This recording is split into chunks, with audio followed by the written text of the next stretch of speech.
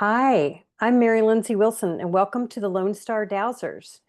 This is the August 2025 edition. Whoosh, this year's flying by fast. Um, we have a wonderful treat tonight. Gwen Foster is with us. But before we get started, I'm going to just do a few announcements for everybody. The Flagstaff Dowsers Conference is coming up in October. So it's a really amazing thing if you have a chance to go and want to go to beautiful Arizona, be by the Grand Canyon, and get lots of incredible dowsing information and meet cool people. Go. There's a link in the email that went out, and also a link will be in the replay, and that's in October. And let's see, there are weekly dowsing groups that we like to support. So the Tucson Dowsers meet every Tuesday at 8 o'clock Central, and they do aid in relief from it's weather. It's like fires, droughts, heat waves, floods, you name it. So it's a short little 15-minute thing that they all get together and invite the nature spirits to bring the appropriate weather to whatever area needs it around the world. And on Thursday night at 8 Central, our friends from Australia, Heather Wilkes and Francis Peterson, do Dowsing for Healing Australia and Beyond. So those links are also in the newsletter if you want to join, and, meet other cool dowsers and help the planet. That is really good. And if you find value in these programs, please support what we're doing and contributing, because it costs about $50 a month to do this. And we thank Emily for her time and energy. And so we ask for your support. So in the newsletter, there's also ways that you can support us. So now we've gone through all the announcements. Without further ado, I'm going to introduce Gwen. I've known Gwen a long time, and she's been a tremendous help to me and to so many. She's a Hanna Kroeger practitioner. She's a certified Master Neuro-Linguistic Programmer practitioner. Um, she's a Neuro-Linguistic Hypnotherapist. She's a certified Biofeedback Technician. She's a personal coach. She's got Reiki, matrix energetics, SRT, EFT, ECR. She received her Bachelor of Natural Health Studies with the highest honor, Clayton College of Natural Health. So obviously she's a naturopath, if I didn't say that. And she's also the owner of NuVision USA. So the NuVision is a really amazing thing all in itself, but it can help identify blocks and imbalances. And Gwen's passion is really working on the underlying emotional conflicts that trigger people. So she's got lots of tools and methods, and she loves to learn. She is always learning bigger, better, new ways that can help and contribute to people's well-beings.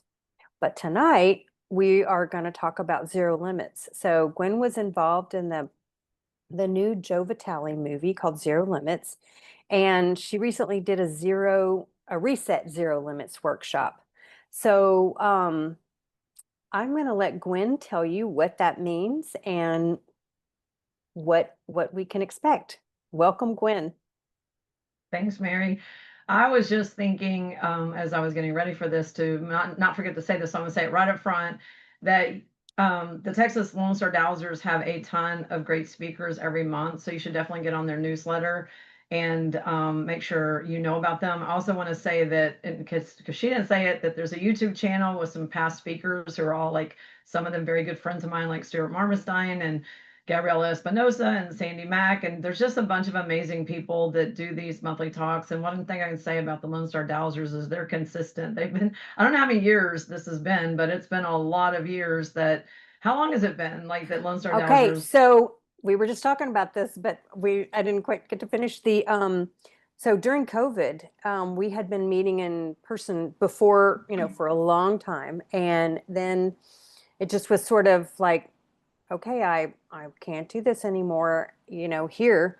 If you want to figure out how to get us online, do it. So since 2020, so for 5 years. Yeah, just on Five Zoom, but years. before that, the in-person meetings. But Oh, in person, yeah. Catherine Ashby was our program director for many, many, many years, and she had people come in person, which was wonderful. Just to do that. So I have no idea how long that's been. yeah, that's been a long time. And my favorite dowser of all is Raymond Grace, and I am going to cover one of his very simple techniques today because even though I do know about 100 different techniques, I like simple. I always tell people I'm kind of lazy in that regard, that simple to me works. If it works, then I don't need a long, drawn out process. I just want to get to the meat of it. And that's what I really love about Raymond. Every time he's a guest, or at least I try to go back and watch the YouTube recordings. If you guys don't do that, you should go to the YouTube channel, find Raymond Grace's videos. All of them are amazing. But like I said, there's plenty of amazing speakers. And right before Mary and I start talking, I'm gonna get to zero limits in a minute. I have my own announcements, obviously. Is I wanted to say something just that I'm dealing with, I think, with a lot of people. And I did a webinar recently about German New Medicine. But I do want to say that, I am going to talk about getting to zero limits tonight. But I also want to say that if you know anything about German New Medicine, if you've heard me talk about it or you've heard someone else talk about it, there is something on my Rumble channel, which I put in the chat. But there is something that people probably should understand about some of the kind of health crises and issues going on right now. And I predicted this 4 and 5 years ago. I said, when this is over, there's going to be a fallout of people with health issues. And what German New Medicine says is that the seriousness is based on the amplitude and the duration of the whatever you want to call it. You want to call it COVID, long COVID, the amplitude of people freaking out, the amplitude of the fear, the amplitude of sitting and watch TV, and the death count, the fear and paralysis that the media really caused. And some people are still living that. It's not even really over for some people. But in the nature of German New Medicine, if you were one of those people that was really amped up, you are gonna, I'm just saying this, to me, a fact, you're gonna have more of a likelihood of fallout from how tightly you were wound during COVID, which might look like cancer now, or an autoimmune condition now, or a nervous system issue now, like POTS, or some other things. So I would just say that as we're talking about emotions tonight, like, also consider in the last 5 years what people have been through, whether they were isolated or whether they had to take the vaccine for work, or whether they couldn't see their loved ones, or the grandma died in the nursing home during COVID and you couldn't be with family members, you couldn't celebrate Christmas together. These are all like real things that happen to most people in one way or another, or separation of people because someone got vaccinated and someone didn't, or all this political stuff going on about all of this too.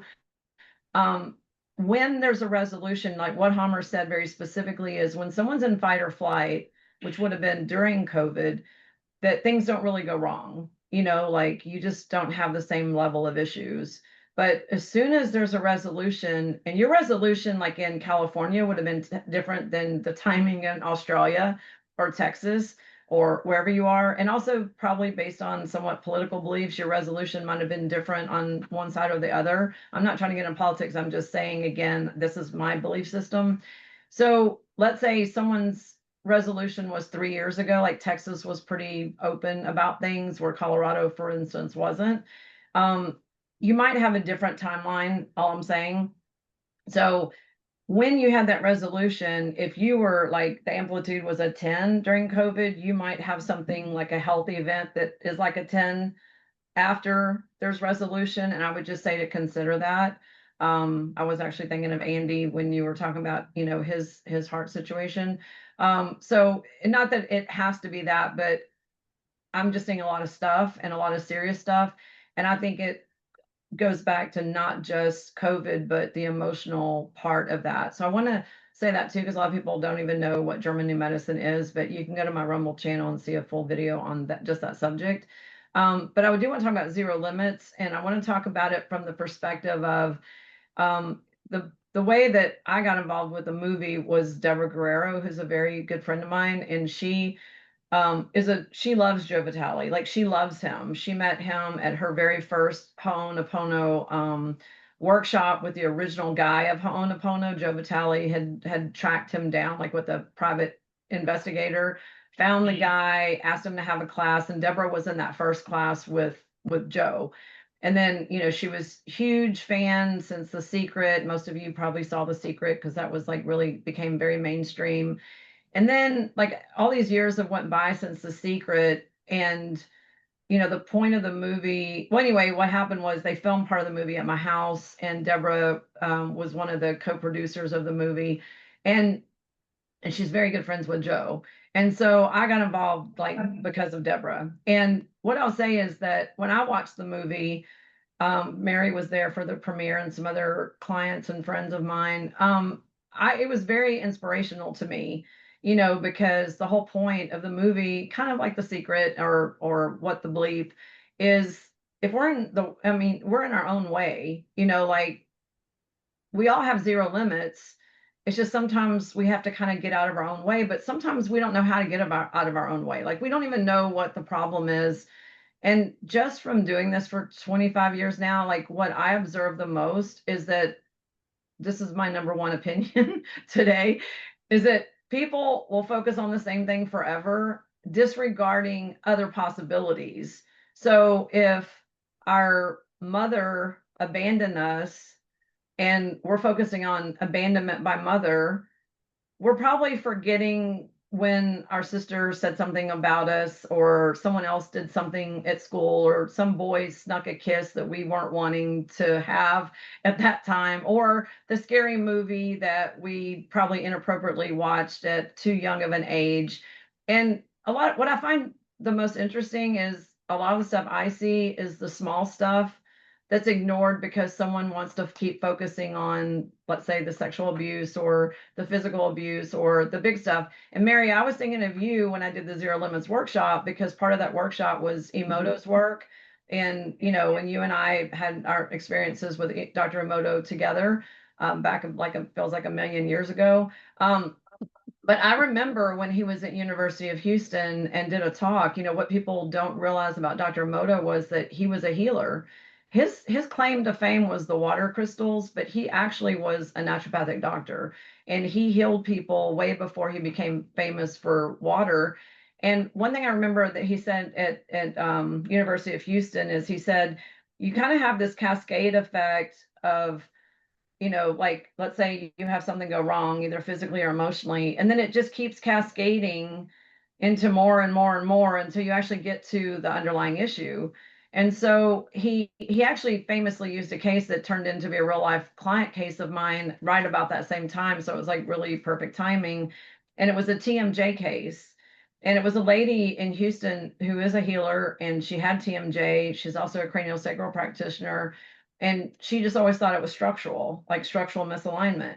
And one thing that Emoto said is, like, when you're violated, what do? You clench. You don't want to be violated. And so what starts is clenching, and of course anxiety, because you're like, no, as a little kid, this isn't normal. And then, it might be depression, and then constipation, because that's also clenching. And it just keeps going, the depression, the anxiety, and then even to the point of PTSD or panic. But alternating with those emotions are also those physical ailments that aren't really ever addressed. So the interesting end of the story with this lady was when she came to me, and she really didn't specifically come to me for TMJ, because she kind of had given up on it even after learning craniosacral work. But when I used NuVision to do her scan, it showed sexual abuse by father and grandfather. And she looked at me like she had seen a ghost. And she said, I've never told anyone that. And I was like, oh, well, sorry, but that's why the TMJ, because you're clenching. And so anyway, weirdly enough, because I'm gonna tell you how simple this can be when you can connect the dots to the problem, and that's why I chose the handout tonight I wanted to use, is I talked to her like a month later, and I said, well, how's it going? You didn't call me to follow up with a clearing or emotional stuff. She goes, it's good, I'm fine. I'm like, really? And she goes, I just needed to know what the problem was. Like, it wasn't a technique, it wasn't a clearing, it was just like our monkey brains going, oh, A plus B equals C. This happened. This is why I'm clenching. Okay, I'm done. So we don't have to like hang on to the problem as long as we can sort out even what the problem is related to. And lots of people like Louise Hay and Michael Lincoln and um, um, I'm there's lots have I'm trying to think of the guy from Houston, have put together books and lists that say if you have digestive issues, it's probably something eating at you, or if you have kidney issues, it's probably about money, survival, or fear. And if you have liver issues, it's about resentment, anger. Those have been around forever. If you don't know that those exist, there's like tons. And Mary, by the way, is the I always call her the affirmation queen because in Louise Hay's original work, it was, if you have something wrong, you have an affirmation that you have to kind of sell to yourself to believe it, to change that perception, that, belief system. And then really, I want to just give some kudos to also Bruce Lipton, who did all of his work on biology of belief and perception. And he said things like, we all have the susceptibility to get cancer, but why did we get it now? And the type of cancer, why did we get that cancer? And he tied all that back to emotions. Like all this is on the internet, all this is on YouTube. You can go find lots of stuff like Bruce Lipton, I think is amazing, but he's a cell biologist. And he actually said that we all can get cancer, but why and when? Like I said, this is, look how many children have cancer right now, or young adults are having issues. Well, weren't they just like stuck in a house with their parents for 3 years? Couldn't go outside, total fear factor. They're not going to survive. Everybody's going to die of COVID. Like, you don't think that this actually makes a difference in their physical health? Of course it does. So we have to consider that all of this stuff around us may not be that big thing that happened when we were 8 years old that we keep focusing on. It's more likely the little things that are just being regurgitated because we're not actually addressing them or dealing with them. So I want to tell one more story before we get, actually two more stories before we get into the handout, because these kind of tell better the little stories that I think people ignore when they keep focusing on the big stuff. I had a client case of a girl who came to me because of nose cancer. Like, she had cancer, most of her nose was eaten away because of the treatment. And she was young, she was in her 20s. And again, using NuVision, not necessarily dowsing, but I'm going to show you how to use it dowsing because you guys may not have NuVision to use. It showed it was related to age 13 and her sister. And I said, hey, and this is how it goes because this leads to what we're going to do tonight. I said, can you remember anything at age 13 that has to do with your sister that might have to do with your nose? Like, I didn't even know what that could be, right? I was like, I have no idea what this is. And almost immediately she said, yeah. Smelly conflict. Huh? Smelly conflict. Well, you would think smelly, but in this case, her sister's boyfriend, she was like, her sister was kind of a bully and she was a few years older. And her boyfriend gave my client a pink stuffed elephant. And as soon as she opened it, my client was just happy that her boyfriend even thought of her. Like, she was just so happy.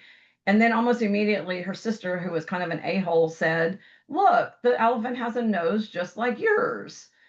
And so there's this embarrassment and humiliation, which is face stuff. Face cancer is always about some kind of humiliation. And as soon as she turned 21, she had a nose job, even though I'm sure her nose was probably fine. And a few years later, she ended up with nose cancer. So this is how, like, something as dumb and stupid as her sister saying, look, you have a nose like the elephant, can like stay with us to actually cause like physical damage. Like, you wouldn't think that a comment like that, like, I'm the oldest of 6 kids. You don't think we tortured each other with comments and everything under the sun? Like, we were mean. Like, I can own it, but so aren't most siblings. Most siblings really get at it, through jealousy or competition.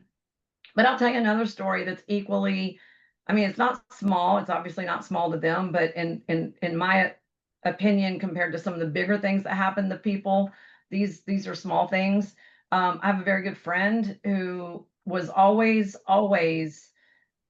dealing with something, and autoimmune, which is about self-loathment or self-punishment or self-blame or guilt. And she always said that she wasn't loved, like that her brothers were loved, she wasn't cared for, her parents didn't really have anything to do with her. I mean, she had this whole thing in her head that she told anyone that asked or listened. And it got to the point that I kept saying, "Well, where does this come from?" And she never ever could really come up with anything. It's just like, well, that was just how it was. That was just my whole life. And I'm like, I don't always buy that, because people have their own perception of events that isn't always true or accurate. It reminds me of that movie Vantage Point, where 20 people see a crime, but they all have a different perspective of the crime. So anyway, in her case, I did do a hypnosis regression, and I don't do regressions very often, honestly. I only do it in like cases where I just can't come up with what the issue is.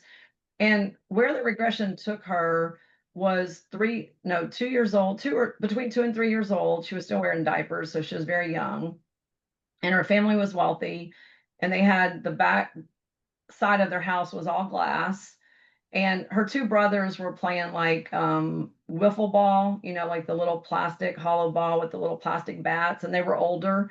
And the parents were super focused on the boys because there was this big window and they're playing baseball in the house, but it's a wiffle ball. And my friend keeps falling on purpose, like landing on her butt and wailing.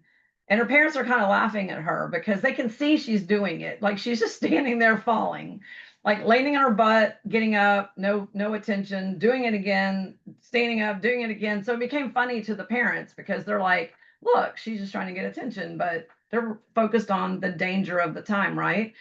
And so that's what in her whole life led up to her opinion that her parents didn't care, didn't love her, and she didn't matter, was because in her 2-year-old brain, they were focused on the boys and wouldn't even give her the time of day, even though they knew she's falling on purpose. Like it didn't matter. Like it's not right or wrong, even in this discussion. It's like perception is perception. So I wanted to tell those stories because as we get into the document, and this happens sometimes, I'm going to say, is that sometimes what comes up will be just immediately in your memory. It'll be like there, you don't even have to think about it. You're going to be like, oh yeah, age 16, first boyfriend, got it, know what that was. But sometimes, especially in the younger ages, or like, I'll say another example, in utero, or in like if it says like third trimester, this will make sense in a minute. You may not know what happened third trimester. Like your mom might have had a car wreck and you don't even know she had a car wreck. Sometimes I would say you have to trust and just clear because you don't know. Like a lot of people don't have memories before like 5 years old. So if it's those really early childhood, unless someone told you, or if your parents are still alive, you can ask one of them, or maybe a sibling knows. But it's more the older ages, like the last 5 years, your 20s, your teens, that you probably will remember. It'll drive or jog some memory. And sometimes it's like I said, don't think it's that deep, dark secret. Like if it says neighbor, that doesn't mean your neighbor raped you. It might mean the neighbor said something that just made you feel bad, or you might have saw that inappropriate, scary movie at your neighbor's house. Like it's all not the deep, dark stuff. So if you get something like neighbor, babysitter, just don't go to the deep side because a lot of people want to try to think it's some big thing. But I can tell you from experience, sometimes it's the little things that are messing with us that we need to clear. So going back to zero limits, I think when we're all wound up in a knot over these past experiences, we're not really free. We're not free to thrive or free to have success or free to have a super healthy relationship or anything like that. We're just, kind of stuck in a rut somehow. And I would also say that when I'm dowsing, I always ask a question. So if you have a specific part of your life that you feel like is limited somehow, like a health issue or money or relationships, like if there's a segment you want to focus on, then focus on that when you ask the question. And we're going to go through dowsing the list together. So I'm going to share my screen now, and this was sent to you guys, but in case you don't have it, you can just follow along on my computer. So this is a modified list. Let me make it full screen so you can actually see it better. There's just a few steps. It's pretty simple, and then it's like 2 pages basically. And so the instructions are at the top, and this is a modified list from Andrew Kemp at quantumk.co.uk. He has actually some pretty extensive dowsing lists that I love, and I have them incorporated into NuVision. So it says step 1, and I'm assuming you guys are dowsers. Mary, do you think I should go through any basic dowsing stuff, or should we assume everybody knows how to dowse? I'm assuming everybody knows how to douse. If you don't, put something in the chat. We could do a little crash course, but the yeah, but I think most of the folks that are on here are dowsers. Okay. So I'd like to rather use the time to just go through the exercise. If you don't know how to dowse, this will be up on YouTube, and there's lots of videos about dowsing that are, it's pretty easy to get started. And I use Hanna Kroeger's pendulum because it's stainless steel, which you don't have to clear like a crystal, and it has a short chain, which makes it swing easy.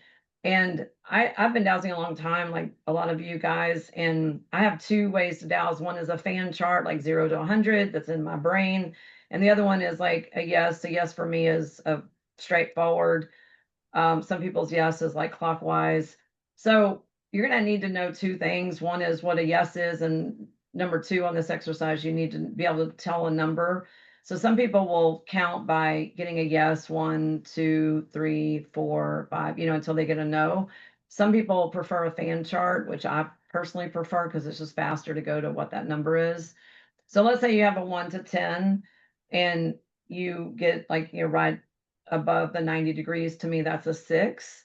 So the first question is establish the number of triggers for the symptoms being explored. And symptoms in this case would be what's holding you back. A symptom can also be a headache, like if you want to look at it from a physical perspective or an emotional perspective. So the first question is how many, because what happens here is when you get through this list, you're going to have clues to something like a story that you're going to unwind or discover. Okay. So, and I'll ask you guys if you want to share when you get to the bottom. So the first thing is how many. The second part is the priority for the table. So I'm going to say the priority is important because one thing might be more important than another. But if you're a new dowser, that's a little bit more advanced, but you can give something a ranking. So like if something is 100% important, that's more relative than something that's like 40%. I mean, it still may be 7 items. So like for instance, you Okay, might hey get, Gwen, hold on one second. Let me just recap. You're going super fast, so not everybody that knows you might be keeping up. So okay. what Gwen is saying, what's your opportunity to address your zero limits, or what might be in the way of your having zero limits is we're going to figure out what your trigger is. Like say, like what she said, if you don't have the relationship you want, or maybe the job or the money, or there's something where you feel held back in your life. So that's what's going to, that's what you can focus on. And then we're going to douse and do the things of how many triggers there are that are connected to this. And then which trigger is a priority to work on, because you might be able to work them all tonight, but you may have to do the priority and do the other things later. Or if you do the one that's the priority, it might take care of all the other ones. And then, so what she's sharing her screen are the charts that can help us ask these questions, right? And know what to douse for these things. Did I get that correct, Gwen? Perfect. And it's not just the triggers, which is what you're counting, but what happens is the triggers tell the story of what the problem was to begin with. So let's say fear keeps you from doing something, like fear of failure, let's just say that's your limiting thing, but you don't know that. You might show failure is a word, fear is a word. It might have to do with your dad, and it may have to do with age 17 because your dad said you don't need to go to college, women don't go to college. So, like then you can like if you get the age and the topic and who is involved, most of the time you can sort it out. And so that's exactly right, Mary. And then there's usually a priority, but let's say you have like 10 or more because you kept attracting situations that were kind of playing the script over and over again. She's right. It may clear after you clear the big issue. But tonight, even if the number is a high number, I still want to get through one. I want to get through one thing to clear because then you know how to do it. You can do it on your own. I sent out this list to my newsletter, and then Mary, I think, it sent it out through the Dowser group. So you'll have this handout like to use in the future because you can use it on any question. It's a good baseline to start. Um, and it'll make more sense, I think, when we do it. So thanks for that recap because it's just understanding more of the process. Also, I want to say that um, if you don't remember tonight, like what happens sometimes, and this happens a lot with people like with a lot of brain fog, and they just don't really have great long-term memory, is it always seems like this is the case, even with my private appointments, is I'll tell them what I think was behind the issue, the story, and I'll give them the pieces. And then like 3 days later, they'll say, I was laying in bed this morning and I thought of what you were talking about, or they're driving down the road and they have a recollection of what happened, or they're in the shower. And I can't tell you how many times that's happened. So don't be hard on yourself if you don't get it tonight, what it is. The thing is to get the pieces to the puzzle. And I have a notepad here. I would write down the pieces because you'll get whatever you get tonight. And then after you go to sleep tonight, tomorrow's another day. But if you write it down, it's kind of, something you can go back and look at if you need to do a little bit more work. So what I want everyone to do first, because this is 2 pages and I'm going to scroll slowly so everybody that didn't print it can just use what's on the screen. The first thing everybody needs to ask is how many items do you need to find to get to zero limits in the category that you want zero limits? So, and like I said, you can add to zero limits a category of money, prosperity, healing, wherever you think that, and you don't have to have a category, but you can. Like, let's say you've been looking for a relationship for a long time, you can't find it, then ask the question, how do I get to zero limits with my relationships, like sexual relationships? But if it's You about want money, to explain what zero, just to give it like a sentence of what zero limits means? yeah, so zero limits is just like nothing's in the way of what you want to accomplish. A lot of times people come to me as a coach, and they want to start a business, but something always seems to happen, or they're looking for a relationship, but they keep attracting the same guy, or they every time they have $10,000 in the bank, something major goes wrong where it spends all that money. So zero limits to me is okay, why does that keep happening? It's like, it's just not, everybody's had this kind of experience, at least I have, where I'm like, Monday morning I'm going to the gym, and then Sunday night I stub my toe or something stupid. And it's like, if you've had that kind of experience trying to get to the gym, there's probably not a coincidence you're stubbing your toe. There's something in your psyche that really doesn't want to go to the gym, and you're just creating a reason not to go to the gym. You're not doing it consciously. It's definitely unconsciously, but I always think of those things as being funny. Like when I do something like that and I realize I've done it like twice, like back to back, I'm like, okay, something needs to be cleared because I'm in my own way. There's like just no chance that that's a coincidence. Like, not, I don't even believe in coincidences. I mean, sometimes in a good way, but not going to the gym or doing something healthy. Or like you'll say I'm going to start a diet on Monday, and then the next day or 2 days later your best friend says, hey, I want to go to some restaurant, and it's definitely not on your diet, and it's like a way to self-sabotage because you can't say no to this friend. I mean, those kind of situations will just keep coming up to kind of bite you because something is there. I okay, so I want to do this and then I'll tell a story about myself with this that happened, but I want to do the exercise first. So does everybody have a number? I get a number 3 for me. And I have a specific Do we thing. want to have like a volunteer and you work through the process with them and people can kind of do along with it? Or are you going to do yourself or Well, I'll do it either way, but I definitely want everyone to do it because the feedback on the workshop I did was everybody did not have time to do their own. And it's different watching me do it versus you guys doing it and then sharing. I'm Mhm. kind of today leaning more towards us all doing it and then take a few people that share what they get because I'm going to explain it step by step. There's going to be no chance you're not going to know the steps. It's Okay. just if I show everybody, you still leave with not experiencing it yourself. And I think that I don't want to do that.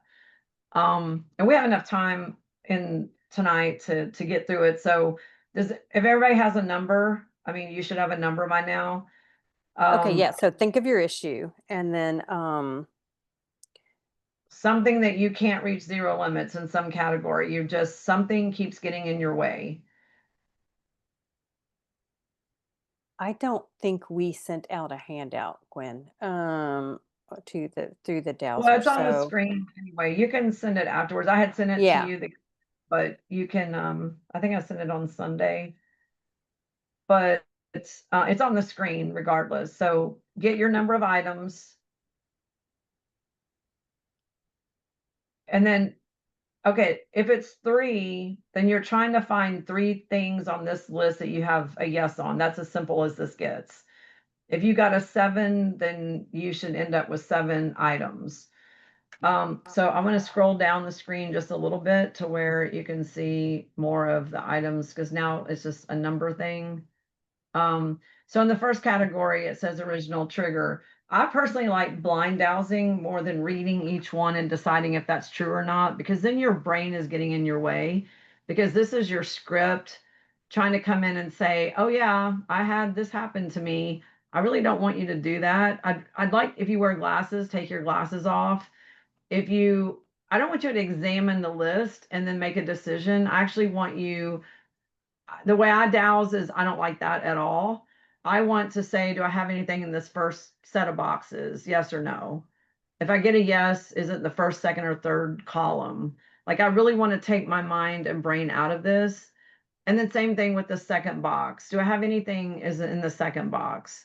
Same thing, third box, fourth box. If you get a yes to a box, meaning the section, then say first row, second row, third row, and then try to narrow it down to one item until you get to your number. Now, the ages and stuff are on the next page and the people that might be involved. So that's also usually where a lot of stuff shows up because that's usually really helpful to know. So let's start here. And anything that you get a yes on, just remember there's a second page. So if you don't get very much on this page, it's fine. But I think a lot of the good, We're asking to see the first row of boxes again. So does it start with unresolved traumas? yes. That's the top. Okay. So unresolved traumas, unresolved shocks, abuse, unresolved conflicts, unresolved emotional. Yeah, but I really don't want them to read it. I want them to Oh, say okay. or not first box. Okay. So first box means the top box that Mary was just reading from. The second box starts with seeing a traumatic person, but don't read it. I don't want your brain, I don't want your conscious brain to decide this. I want your unconscious brain to pick up the pieces that make up the puzzle. When we get to the bottom of the third box, I'll scroll it down so you can see the whole next section.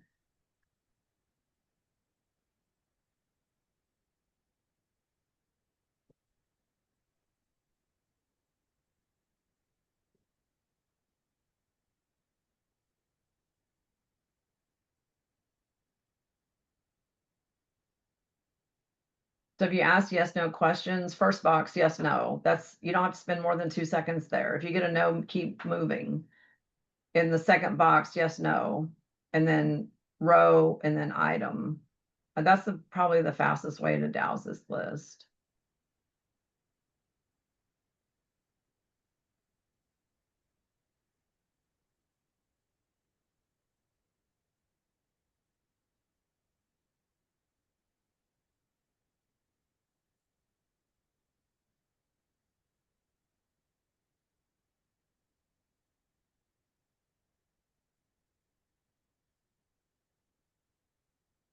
Is everybody done with the first two boxes or not yet? You can unmute if you're not done.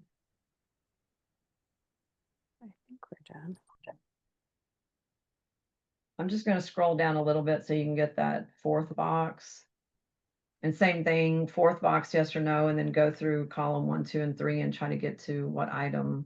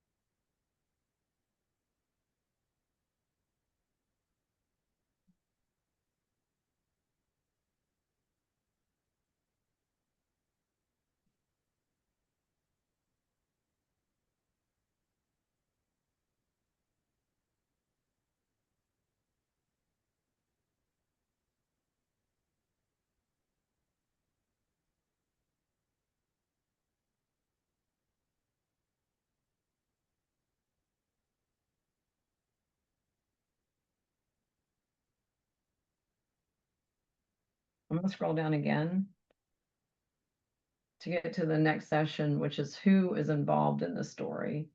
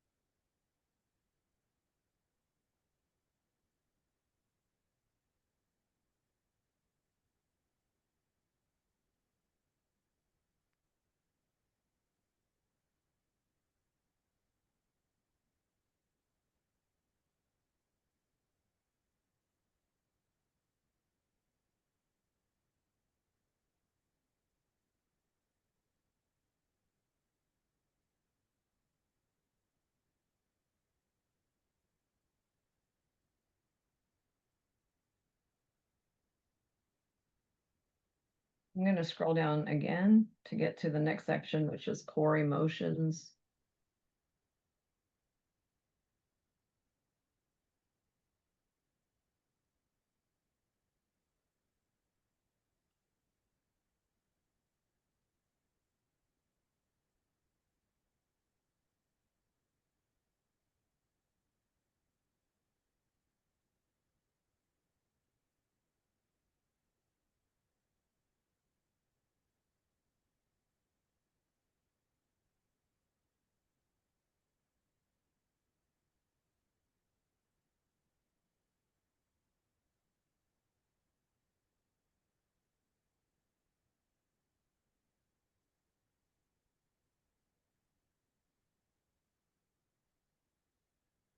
Remember, the fast way to do this is just ask column 1, 2, 3, 4, 5.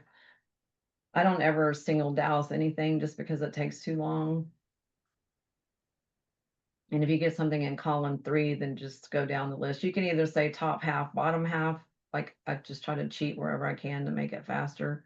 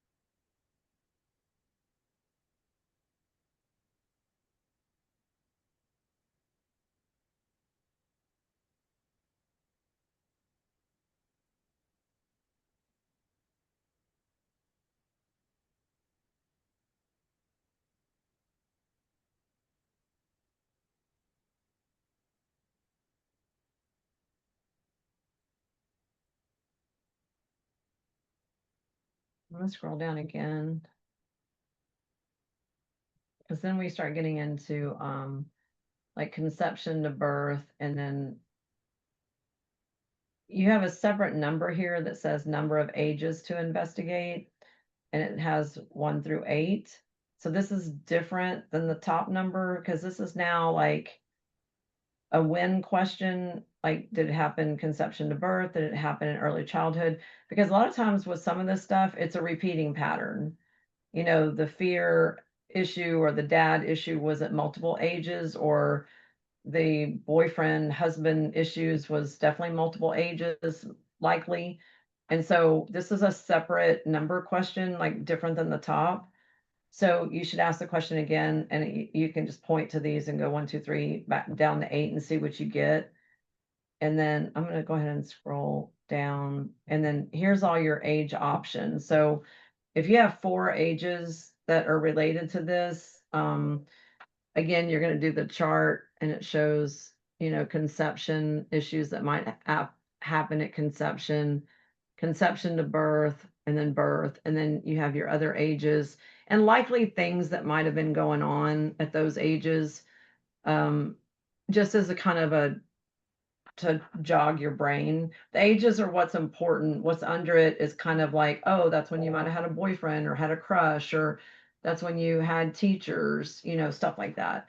Okay, So on this, wait. So let me just clarify. So you've got the numbers like 1 through 8, and then you have the conception to birth, and then the early childhood box, the later childhood. So we're going to dowse each of those to see if whatever is contributing to blocking our zero limits for whatever subject is in one of those blockages. What age range it is, right?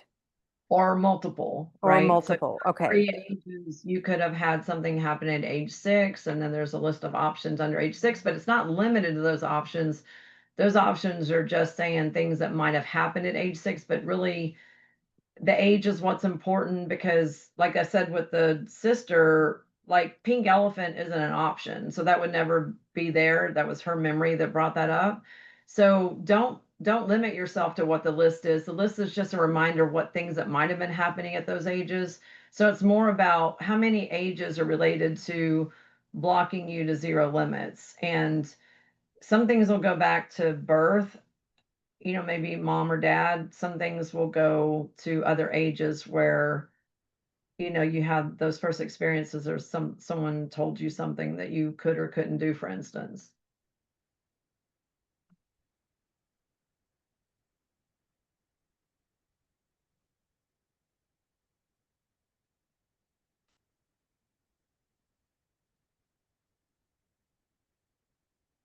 So if you have the age, then when it has like these words, these little boxes below it, are we supposed to douse those boxes, or what if it's not in those boxes?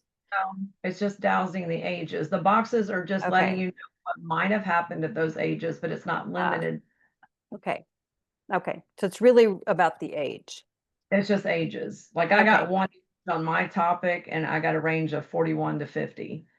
So under 41 to 50, it just says I might have had an accident. It might be related to a relationship or a boss, but couldn't 41 to 50 be your kids or some other, your parents, even at 41 to 50, maybe they were dying and that was the issue. So it's not limited to what's in below it. Those are just ideas of what might be going on at those ages as a reminder.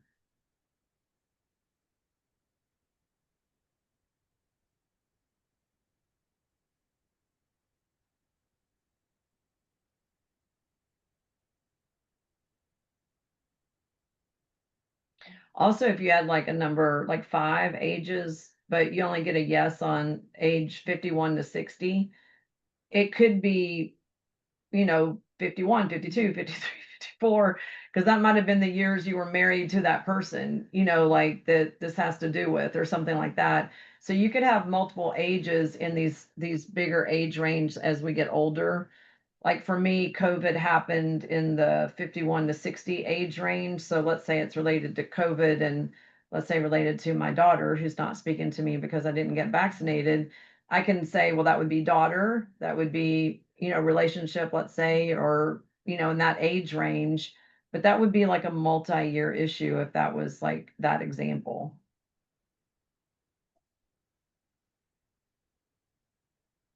Okay.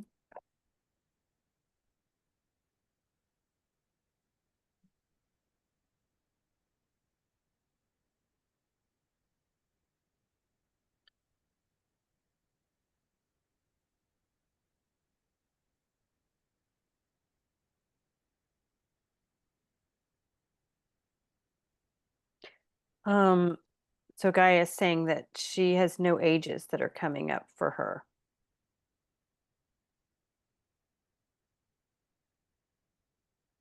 Um, it's okay if there's no age. If there's no age, then we'll go with what came up in the first section. And Gaia is asking also to show the top of the screen. I will in a second, Gaia. I also sent this by newsletter in my newsletter, so you can also pull it up on your computer that way. But until people finish dowsing the ages, then I'll go up and show the top part again.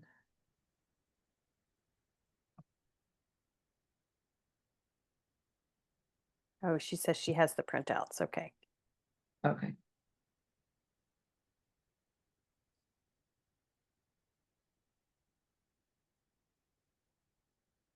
While you guys finish the ages, I'm just going to tell you what showed up on mine, and then I'm going to ask you guys to share, whoever is willing. So I just left my question open-ended, like what else could help me, get to complete zero limits in my life.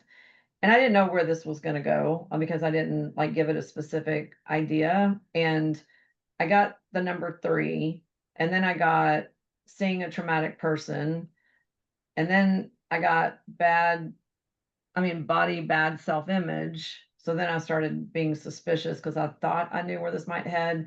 And then I got yeses both on spouse and ex-spouse. Well, that's actually 4, but spouse and ex-spouse is kind of the same because it's referring to the same person. He was my spouse and then he was my ex-spouse.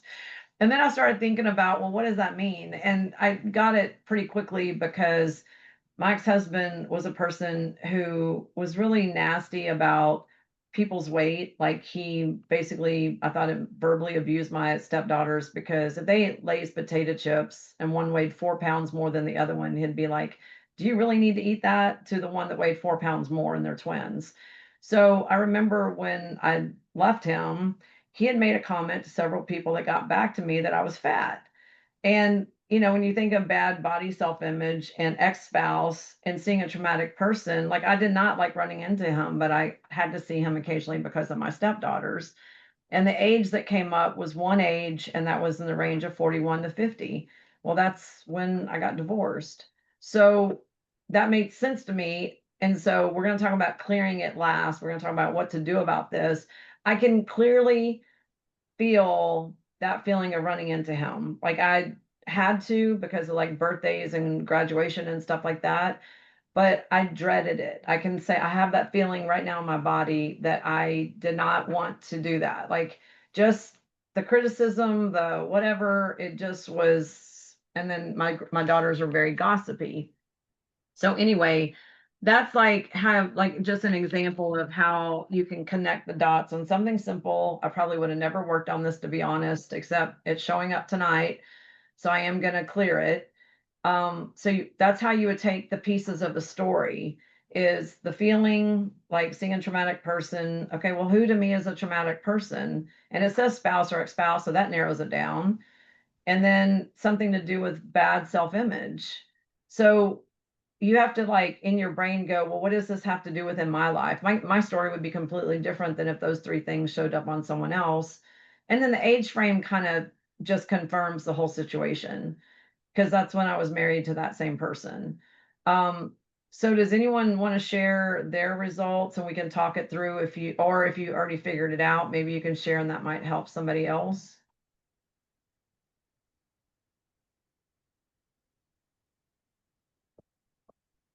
We're going to do the clearing part last. This is just like the discovery phase.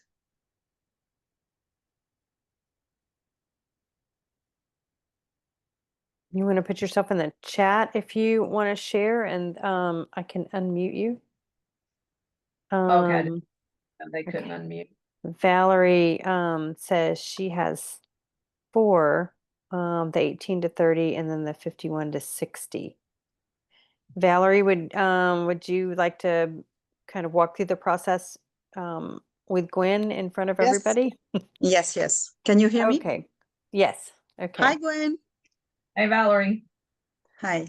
So yes, I have 4 years old, then 1830, and then 5160. But what was the other words or what was the other pieces and what were you actually working on? So it was, hold on, the survival mechanism. On the top, I had emotion, relationship healing, and negative emotion. And then the ages were age 4 or you had 4? Yeah, no, age 4, then 1830 years old, and then 5160. Okay, so can you think back? I mean, this is how I would look at this, but I sometimes have to ask people several questions to get to the answer. Is age 4 might be hard unless you can remember something specific No, that I you know. was very sick. I remember my dad bringing me to the ER. Nobody knew what I had. I almost died. And then I went to the ER, and then I remember I was the only child for 10 years. And then I remember my dad saying, she's dying. And then, but I had never the explanation what happened and what kind of sickness I had. Well, that would definitely fit with survival and the, I don't know about the relationship healing on that age. Let's go to 1830. So can you think of a survival instance from 18 to 30? So I had a big depression, breakdown. That's what I remember. And who was that related to? Was it related to anyone or just yourself? Like, was it because of a Just me. boyfriend or? No, just me. Just me. Okay. And then 51 to 60. I'll say relationship with kids, with my kid. And how would that fit with survival, or would that have to do with relationship healing and just negativity?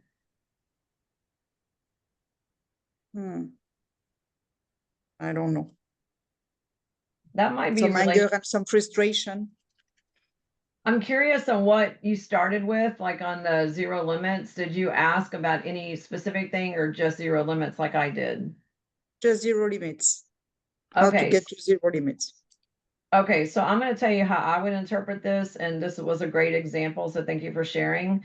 You had just zero limits. You had 3 key words: survival, relationship healing, and negative or negativity. In your age 4 example, you had a survival example that I would say needs to be cleared around what happened at the ER. And then 18 to 30, you had depression, which to me would have to do with probably, if you're an empath, negativity or stuff around your life, or just around you. And then 51 to 60 is kids, and that's relationship healing, which was your third item. So to me, what I would get out of this, especially if you didn't have a specific focus like money or relationships or stuff like 51, that. 51, you know that I had cancer, breast cancer. Okay. Breast cancer, and then something very big, breast cancer, and then I had a hysterectomy that was be scheduled, and then during the surgery they touched my bladder. Anyway, I almost died because I had septicemia. Okay, that makes more sense. And I didn't remember what year frame that would have been. Okay, I want to go back to depression for a minute then, because depression can be to an extreme of having like suicidal thoughts or not wanting to be on the planet anymore. So would you call it severe depression, or would you say it was mild No, depression? just it was just a way of I want to exist. I want to be seen. Okay, so going back then to 1830, I'm still trying to just sort out that we don't miss anything. Did anything else happen 18 to 30, like a car accident or motorcycle accident, a sports injury or anything that could have been considered in the No, survival? no. Okay, So we have to just go with depression because we don't know, but we can still clear it because, like I said, tomorrow or a few days later, you might think of another example. Like, I'll tell you something that happened with me that I didn't remember when I was working on something for myself that was history of unsafe.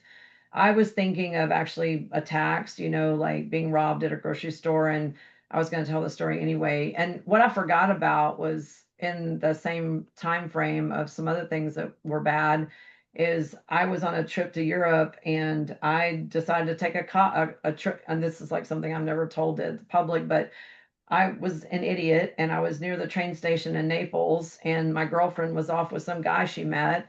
And I decided to take a ride with a guy that was a policeman in Italy because I thought you should trust policemen. And he ended up driving me 2 hours out of Naples into God knows where. I thought I was dead. And he just wanted to buy me dinner. It was just like a really innocent thing. But the whole time I thought he's going to take me somewhere and rape me and kill me. I was convinced that my mother and my family would never know where I was.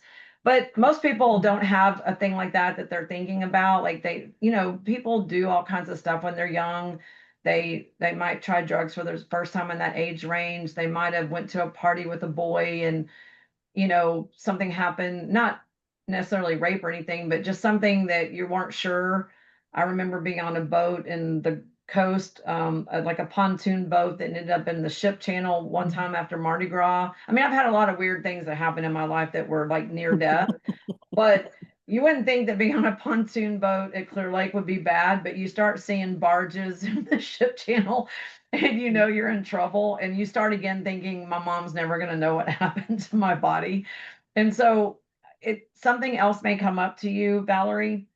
No, Then, so actually, depression, I will say that it was, I've been seen as a little girl, very shy, very don't talk and very quiet, the perfect little girl. And it's like I wanted to be, that's not me.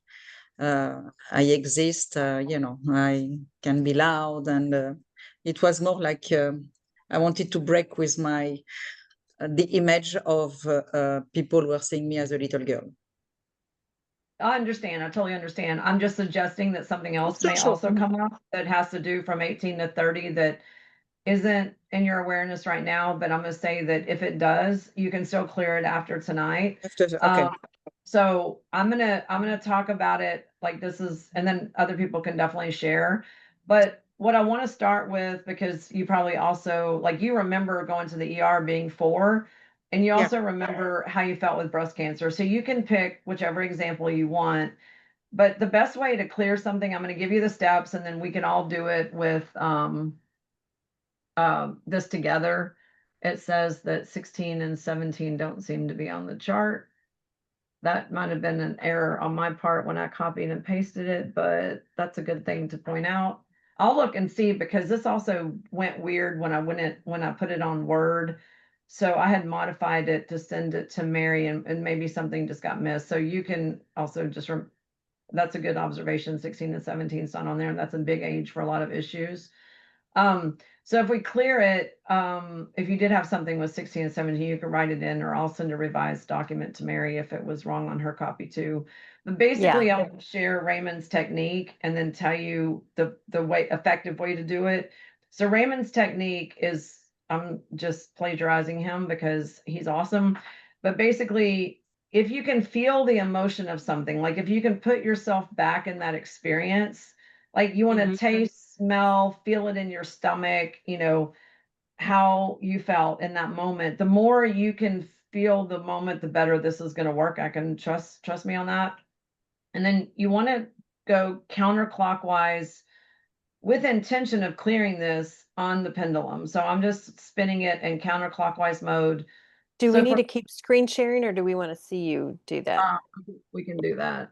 And I'll come back to the chart in a second. So I'm just going counterclockwise, and I'm doing it as I'm thinking of my ex-husband and what an ass I think he is and the stupid stuff he would say, to where it feels like, okay, I want to punch him in the face, because that's how I usually felt. So you want to feel the emotion of whatever you felt when you had the breast cancer and you were really like, day-to-day survival mode, what's going to happen, what's the doctor going to say next time.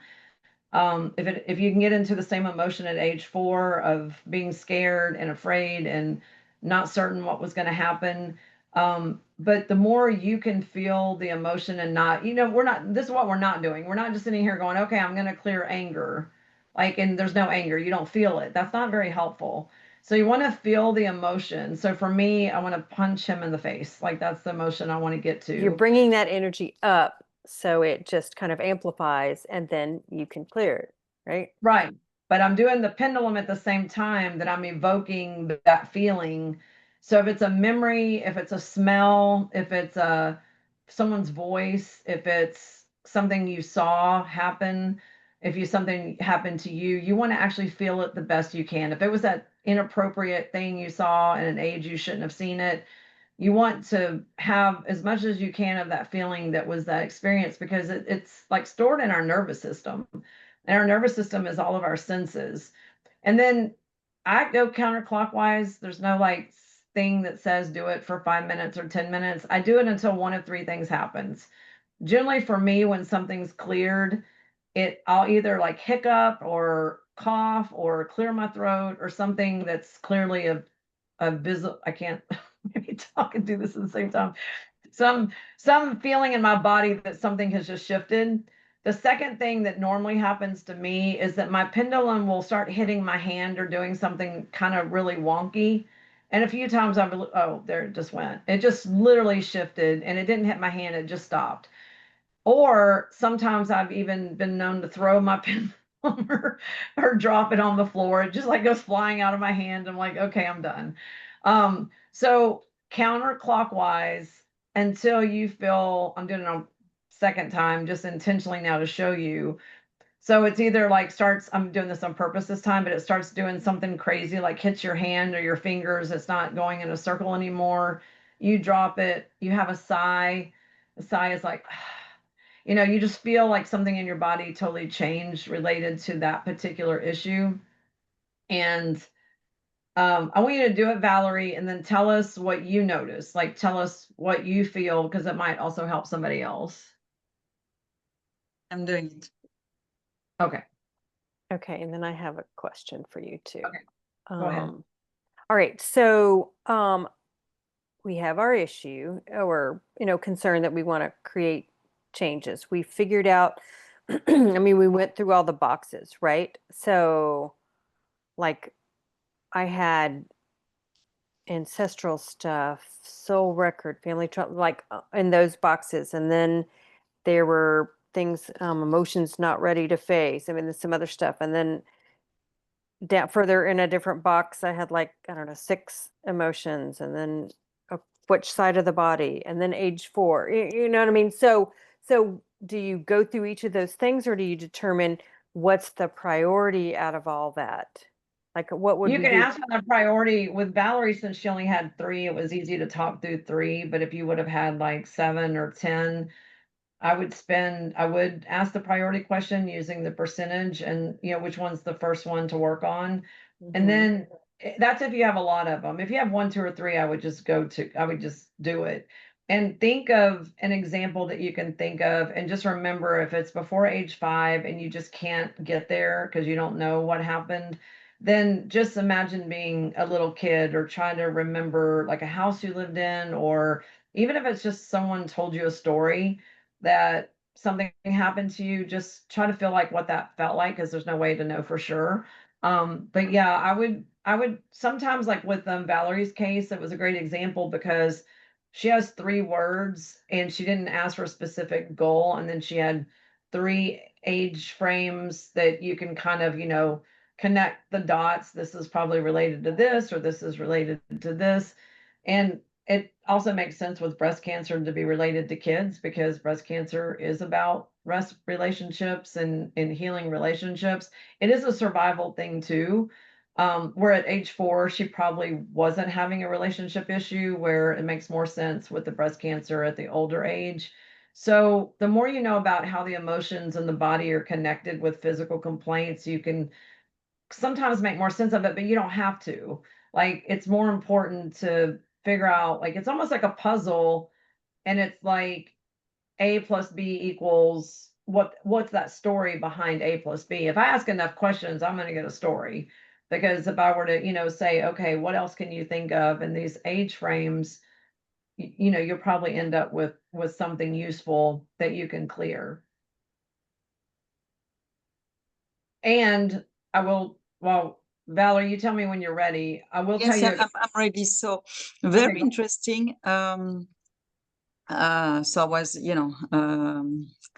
so I was doing it, and then I had some, emotion coming up, like ready to cry, and I had my mother coming up with this word being loved, and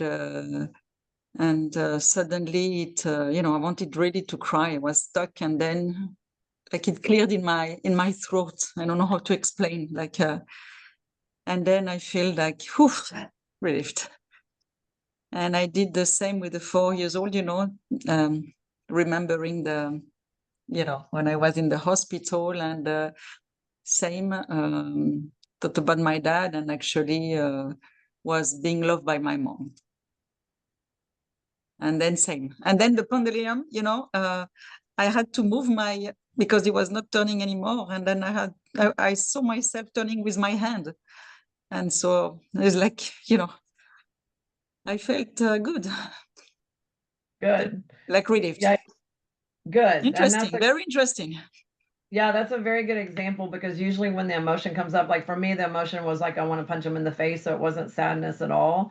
So it's not always going to evoke sadness, but when you're clearing something like that and you have any emotion evoked, whether it's anger, it's probably anger that should have been expressed a long time ago or never was released, or, sadness, or whatever. And then other pieces will come up, like what happened with you with feeling loved, your mother. And the throat chakra is also like about saying stuff or being heard, so you can keep going with this. What I would suggest as people clear things is, check back in a few days, because also sometimes things are like the layering of an onion. Right. Some people will say, well, when am I done? Well, that depends, like how much you got to work on. But sometimes people will clear the surface issues, and then next time you douse the list, you'll get something else. And then you can go into that item and clear it also. And I was also going to say, just because I am going to quickly tell a story that happened on me with when I very first got NuVision, which was like 16 years ago. I had an indicator, and I'll just show you my screen again, because while you guys are still clearing, I want to show you like what I'm talking about. Like when I see stuff, this was an actual case, that this is how the screen looks, so, um, it might show rage as the top issue, or birth experience. So all the stuff that we're doing manually, I have in NuVision, so I can like look very quickly to see, okay, like what's the issue. So let's just imagine 15, 16 years ago, my top issue was history of unsafe. And that's the only thing that matters with this thing, is I'm seeing it on a computer screen. I didn't douse it at that time, but it said history of unsafe. And when I saw that, I thought, wow, that's interesting, because I do believe in, you know, what's it called? Law of attraction. And if I'm showing history of unsafe on my NuVision scan, or if I were to see that on these documents, that would tell me that I'm probably going to keep attracting these unsafe situations, so that I can either learn a lesson or deal with whatever I have going on that's attracting those. And so I worked on this. So I'm just telling you guys, I worked on this for 4 years on one thing. And the reason it was 4 years is because I've had a lot of near death situations. I've had 3 car wrecks, one where I actually died.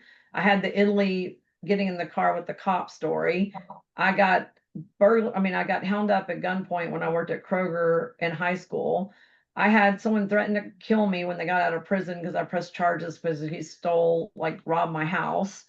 I had like a lot of stuff happening, but out in the ship channel on a pontoon boat. And as time kept going, it still kept showing history of unsafe. And I'm like, I started to get really frustrated.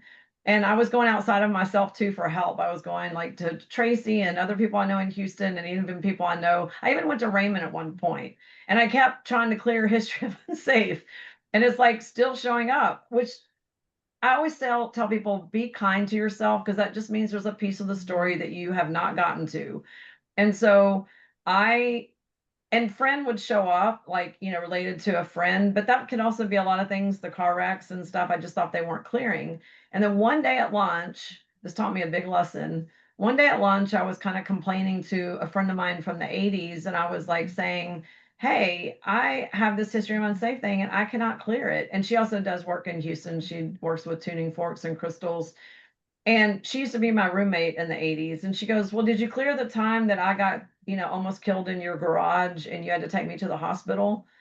And I was like, no, because that didn't happen to me. I had to deal with the police. I had to deal with the hospital. I mean, it was a big scene in the 80s, but I just didn't even think that something that happened to someone else would be affecting my history of unsafe. I didn't even consider it. So then I did the thing, the history of unsafe, cleared related to Hillary. And then history of unsafe has never shown up on my scan since that day. So it's like, until you get the puzzle pieces, it could still show up, because there's that one thing, that one example, that one experience that probably is the anchor to the experience that you just haven't released yet or haven't let go of. So I would just say, be kind to yourself if stuff keeps showing up, because I did work on that one thing for 4 years. I mean, thank God it's not there and hasn't been since. That's been 12 years now. But I very vividly remember being frustrated. And it wasn't that the practitioners were bad. It wasn't the techniques weren't working. It was that one puzzle piece was still missing that I hadn't even considered, that was related to something. I didn't even observe the attack. I was just there when she came busting through my bedroom all bloody. So, okay, does anyone else want to share their example that we have a little bit of time left. Does anyone else want to share their example where you might need help walking through it, just to see how the pieces might be connected to turn into a story?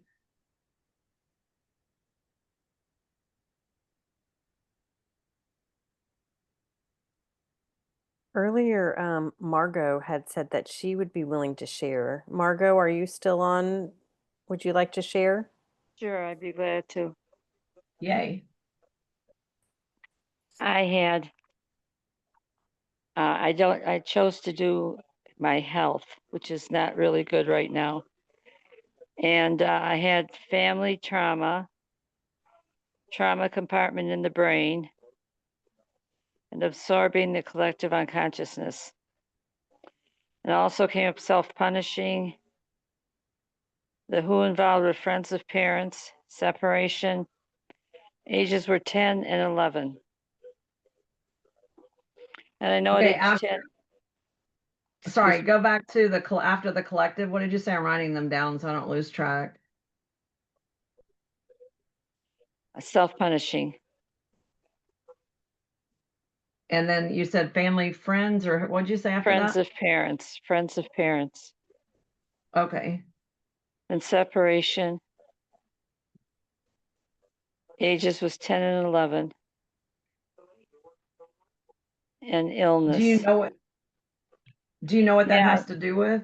Yes, when I was 10, I was praying intensely for something that was hoping to happen.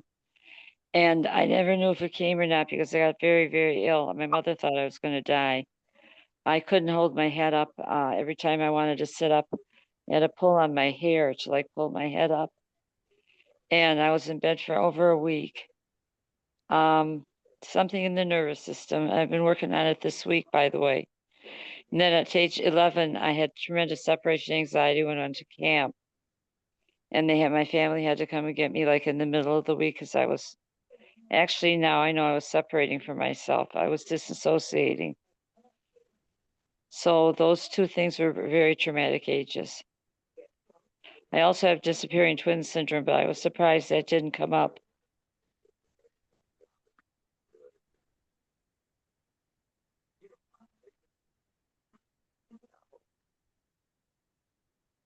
Sorry, I muted myself for a second because my dog was barking at something outside. I think it's because of the thunder. The twin thing might be because you've already resolved it or you've already worked on it, or it may not have to do with your specific health topic. So I think if something effectively clears, it should not actually keep showing up. It should be resolved. That's why I knew that the history of unsafe was not resolved, because it did keep showing up. But going back to age 10 and 11, it sounds like you know exactly what it was about.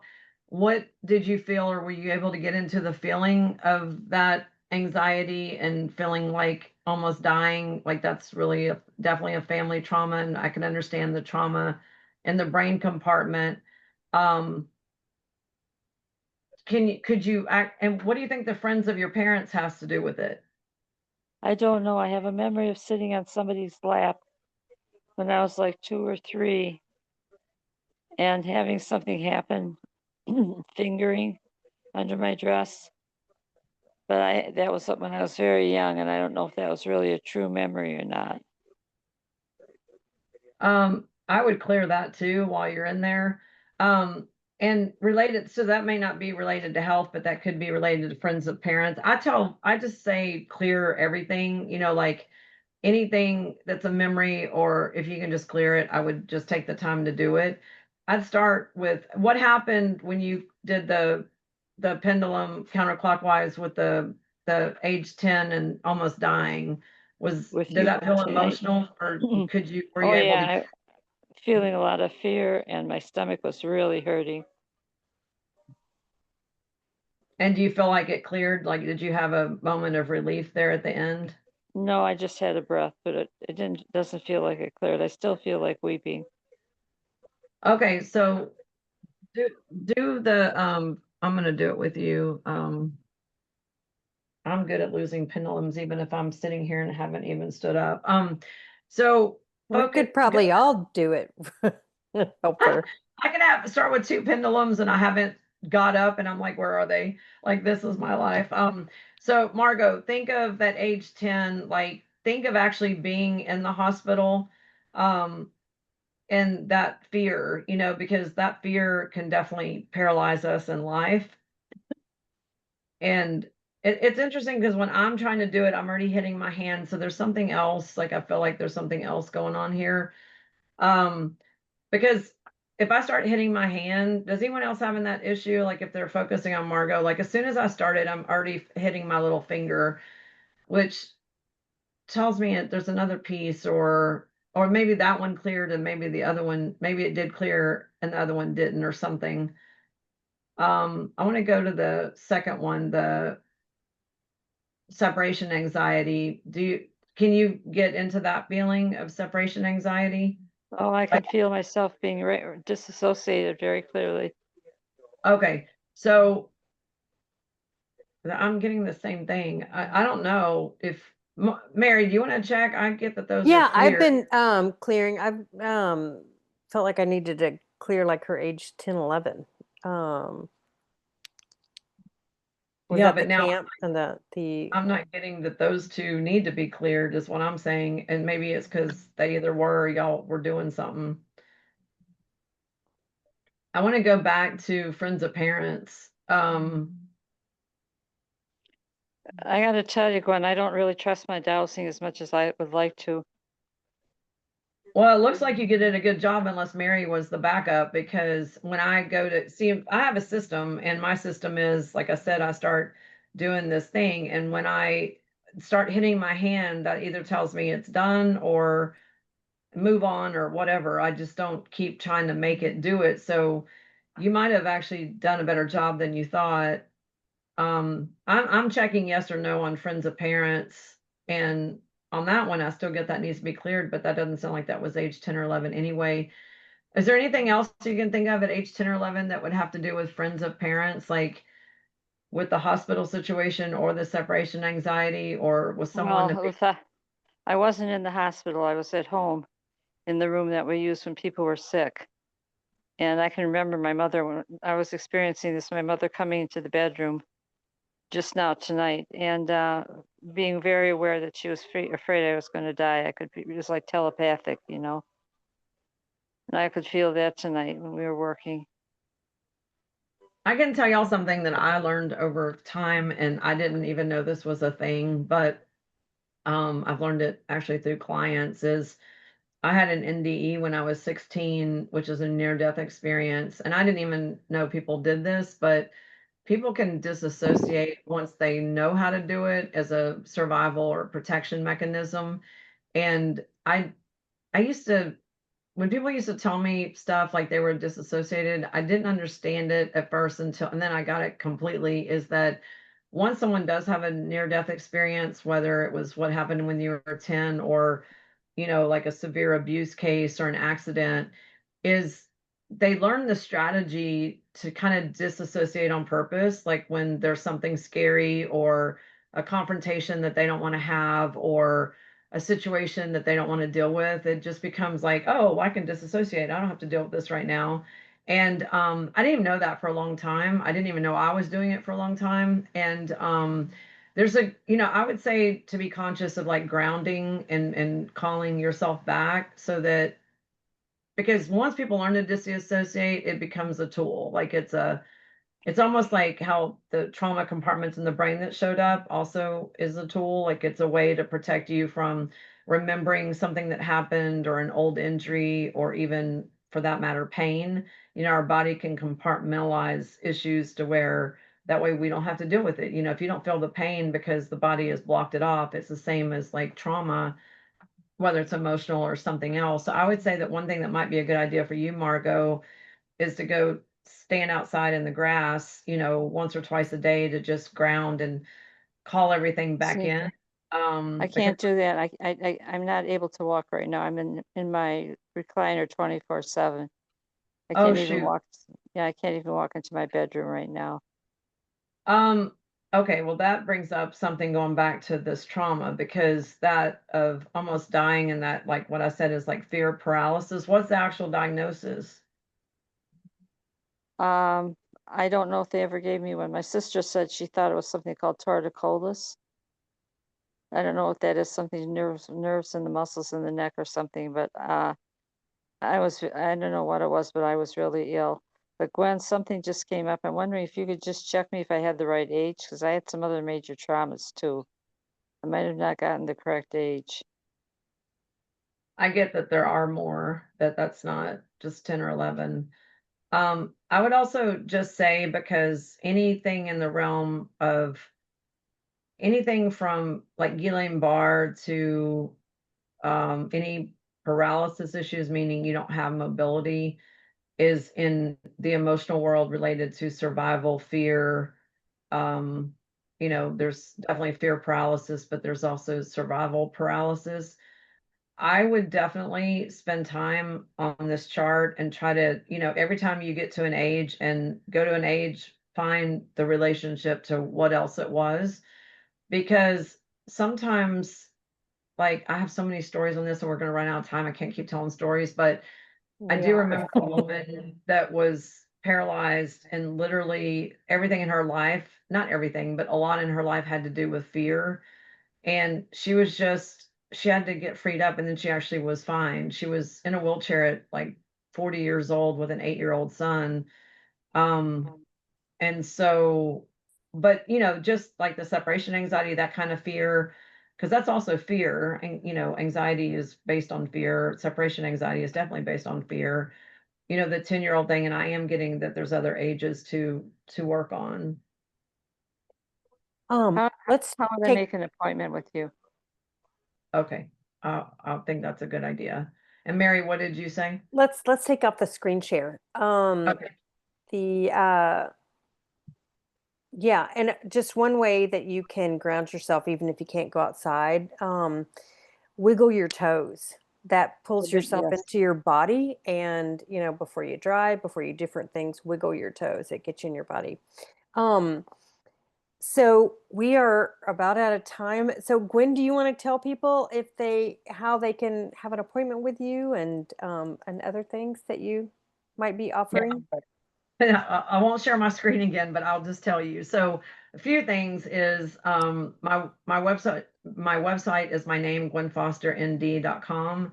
You can make an appointment there. I have a Rumble channel where I have lots of educational videos on like everything under the sun, including emotional and physical issues, a lot of long COVID stuff. And then I have the NuVision website, and on the NuVision website right now, there's a thing on there that is only new this last year that's called a mini scan. And it's a way to get a scan and just some tips on how to improve your health and your life for $35. So without having a full appointment, if you just want some tips on things that might show up, might be like nutritional tips, hydration tips, eat more protein, essential oils, flower essences, which are a good starting point on also what might be going on, because a certain flower essence might have to do, let's say, with survival or fear or something like that. So at least it's an inexpensive way to start getting some ideas on things that you could probably work on. And I do want to mention one other thing is on YouTube, and this is something we've covered before, and we're not doing it again, but on YouTube, there is a thing about using a green laser for clearing, which works super fast. And it's a 3-hour video on how to use this green laser that you can get from my website for clearing things like lightning fast. So I tend to use that now. I didn't want to cover the same thing I've covered before, but there is a 3-hour video on how to do it like from start to finish. And I think So, last year we interviewed you and we talked about the green laser light and how Yeah. dowsers can use that. Yeah, it's a great tool for clearing. I like the pendulum. I like easy. It's just like, the green laser is another thing to buy. But if someone wants a tool or they're not confident with their dowsing, it's just another way to do it. So there's lots of great information out there. But I think some of the videos I have might help some people just look at things from a different perspective. I really like the German New Medicine. I've done 2 videos on German New Medicine. I interviewed Alvin DeLeon, which is like one of the masters at German New Medicine recently. That interview is on my Rumble channel. And then I did my own presentation on what German New Medicine is, which is connecting the dots between your physical and your emotional issues. And that a light bulb may come off, I'm not come on, that might help you in just, connecting the dots. And don't I just can't say this enough. Don't beat yourself up. Practice, practice, practice. If you only clear one item, you have success, and then keep going through and just seeing what shows up over time, in your memories, while you're showering, while you're driving, something else is going to come up, I promise. And then as you get those, go ahead and clear them. Don't let a backlog happen of, this big long list of emotions. For a long time, I've had magnets because of emotion code. I've had pendulum, the green laser, like on my nightstand, in my car console, on my desk. And if something comes up for me, I just clear it. Like, I don't need to have 25,000 things to clear. We all have enough. So I just like, doing it in the moment. And if something's bugging me, I still will just take a magnet and do Bradley Nelson's technique, or I'll take a pendulum, whatever I have handy. We all have, like, especially you dowsers, have tools in your toolbox. Just don't forget to use them. So don't let yourself be in a tizzy. Just like figure out what the emotion is related to the tizzy, and then just like work on it in the moment. And you might even just see a pattern in doing it that way. If you keep getting triggered by the same thing over and over, if you clear it, you'll figure it out, and you can get, past that. And I saw that we had kind of a non-dowser in the group, in the chat. And even if you're not a dowser, you can still clear. You can, just like Gwen said, kind of with Raymond Grace's method, counterclockwise, right, is releasing. And if you want to install or, add something to it, it's clockwise. So that's a down and dirty, short little trick for you dowsers. Yeah. And Valerie said one thing, and I'm glad she brought this up. She's like, lots of information. She said she did it clockwise, but she still felt it cleared. And to me, it's intention.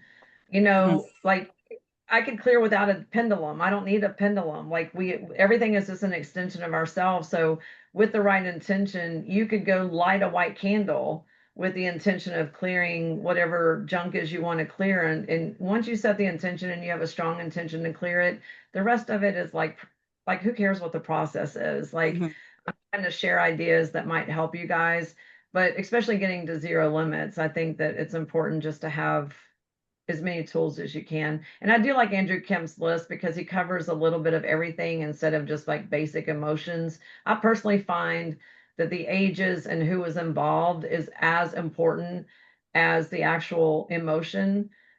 So what is the name of the chart of that? Andrew Kemp, Quantum K, quantumk.co.uk, and he has a much broader dowsing list. Do you want me to show it on my screen? We didn't really see his list. Do you have it set up something else? No, I was going to go to his website. His website Oh, has. sure. Yeah. Yeah, so if you go to, let me get back to my browser, because it's a worthy dowsing list, and I use it all the time. And it is also in NuVision. So quantumk.co.uk. He's And I think he has like one free program that anybody can use, right? Or Yeah, used he to. has free healing sessions that bring in harmonics, sacred geometry, Fibonacci, affirmations, and all that stuff under Quantum K. If you go to Quantum K #1, I've been using his stuff for a long, long time. And if you scroll down, it's a 20-minute healing session, and all you have to do is sit there and watch it. And then the manual, if you go to, and all his stuff is copyright free, and I've asked his permission to use this stuff. But if you go down here to scan list, I use it for scanning a NuVision, but this is his, like it says kinesiology scan list, but obviously that also means dowsing. So whether you're muscle testing or dowsing, so you go to quantumk.co.uk, go to his user manual, and then he has a much bigger list. I just gave you guys a short version that we could get through tonight, but his encompasses even more things than what I showed you. So if you want to do something even more comprehensive, this is 19 pages. We could not have got through 19 pages tonight. So this is a broader list that might even give you some extra little goodies to work on. Right. We all know how to douse and ask questions. And here's a great chart. So, well, Gwen, thank you so much. This has been amazing. I hope everybody goes and plays with this and continues to clear what might be in their limiting their self so that they can have zero limits. Okay, and let's see your face again. Okay. You gotta stop the screen share. Yeah, we can send document Okay. or the document. Yeah, and I just say that, practice makes perfect. If you just hear this and never use it, you're just lose it, in a month, you're going, what'd she say? So if you use the chart or go to quantumk.co.uk and use his more expanded chart, do it a few times on yourself, like in the next few days. And that's going to give you the confidence to what to do with the process, identify the number of things, identify what to clear, and then do the clearing. That's basically those 3 steps. Yes, and this is being recorded and it will go out to the Dowsers on the email list, and I'll send it to Gwen so she can also share it with her list. And Gwen, if you don't mind emailing me the handout just so I can make sure that we get the right thing that we can send out with the replay. So thank you all, and thank you, Gwen. I'm going to stop our recording. Thank you. Thank you.